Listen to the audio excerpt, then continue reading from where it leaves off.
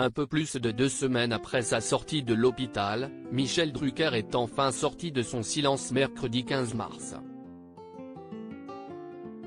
L'animateur de Vivement Dimanche a écrit un beau message à Pascal Praud à l'occasion des 90 ans de la radio RTL, sur laquelle il a lui-même officié dès les années 1970. La nouvelle avait plongé les fans de Vivement Dimanche dans une profonde inquiétude. Le 8 février dernier, Le Parisien révélait que Michel Drucker était de retour à la case hôpital, un peu moins de 3 ans après sa lourde opération du cœur. Alors qu'il ne devait s'agir que d'une batterie d'examens, le séjour de l'animateur de 80 ans s'est prolongé, forçant France 3 à agir pour pallier à son absence. On a convenu, avec Michel, qu'il prenne le temps de se reposer après ses examens, avait expliqué le directeur des programmes de France Télévisions en annonçant des rediffusions de son émission pendant 2 à 3 semaines.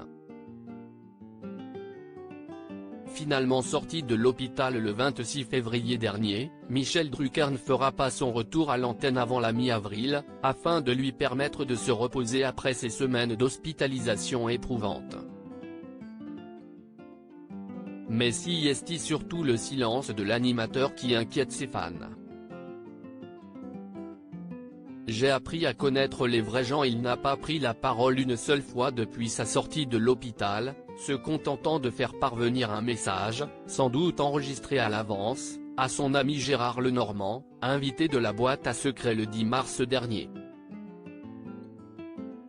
Ce mercredi, c'est de nouveau par message que Michel Drucker est enfin sorti du silence.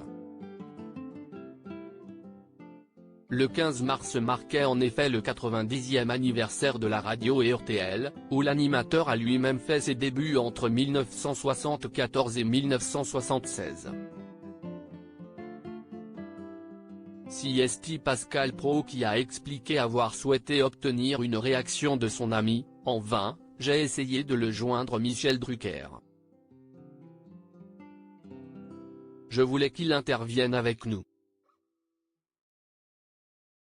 Il ne peut pas, il m'a envoyé un petit texto, a-t-il expliqué dans son émission matinale avant de lire le fameux SMS.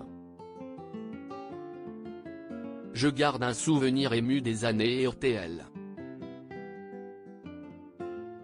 Mon émission RTL c'est vous, titre qui deviendra plus tard le slogan d'une campagne de pub. Cette émission avait lieu en extérieur, dans une limousine.